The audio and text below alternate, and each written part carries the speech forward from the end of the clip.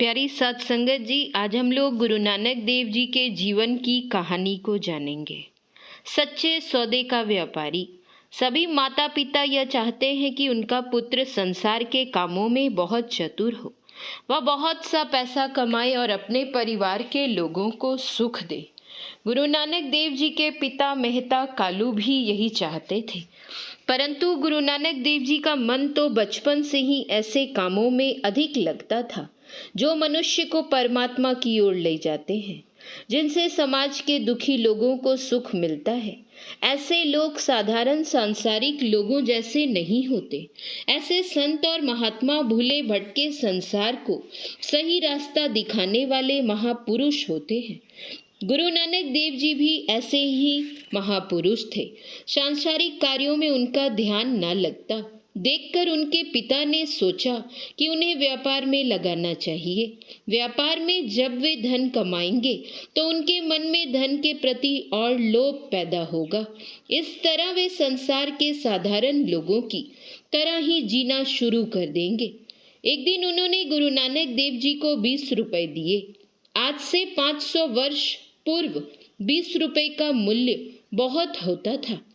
उन्होंने कहा, बेटा नानक, लो ये रुपए, पास में ही चूहड़काने की मंडी है, वहां चले जाओ और कुछ अच्छा सा सौदा खरीद लाओ। गुरु नानक देव जी ने पूछा, पिताजी कैसा सौदा खरीद कर लाऊं? खरा सौदा होना चाहिए। पिताजी ने कहा, जिससे तुम्हें खूब लाभ मिले।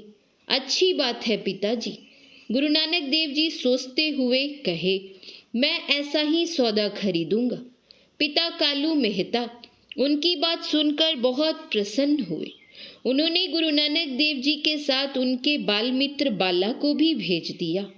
गुरुजी और भाई बाला चूहड़काने की मंडी की ओर चल दिए।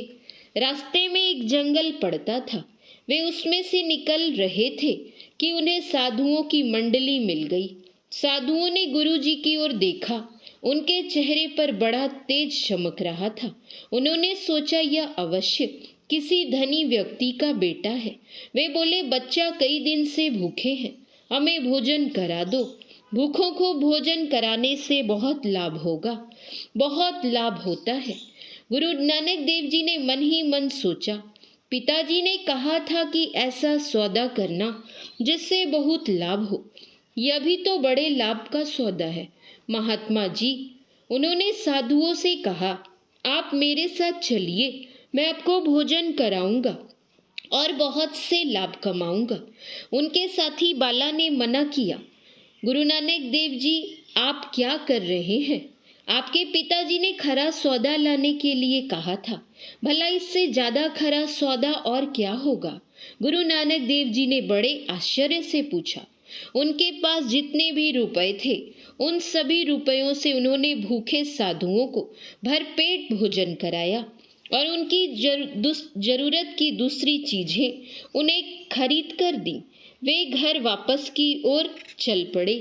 भाई बाला ने कहा, आपने सारे रुपए साधु संतों पर खर्च किए हैं, आपके पिताजी बहुत नाराज हो जाएंगे। अपने गांव लौटकर गुरु नानक देव जी घर नहीं गए। वे एक पेड़ के नीचे बैठकर सोचने लगे। बाला ने घर जाकर सारी बात पिता कालू मेहता, माता तृप्ता और उनकी बहन नानकी को बताई। तीनों ही उस स्थान पर पहुंचे जहां गुरु नानक जी बैठे हुए थे। पिता ने गुस्से से पूछा, तुम कौन सा सौदा खरीद कर लाए हो? गुरु नानक देव जी ने कहा, आपने कहा था ऐसा सौदा खरीदना जो बहुत लाभ दे। मैंने अपनी समझ से बड़े लाभ वाला सौदा खरीदा है। मैंने आपके दिए रुपयों से भूखे साधुओं को भोजन करा दिया है। पिताजी, भूखों को भोजन कराने से बहुत लाभ होता है ना?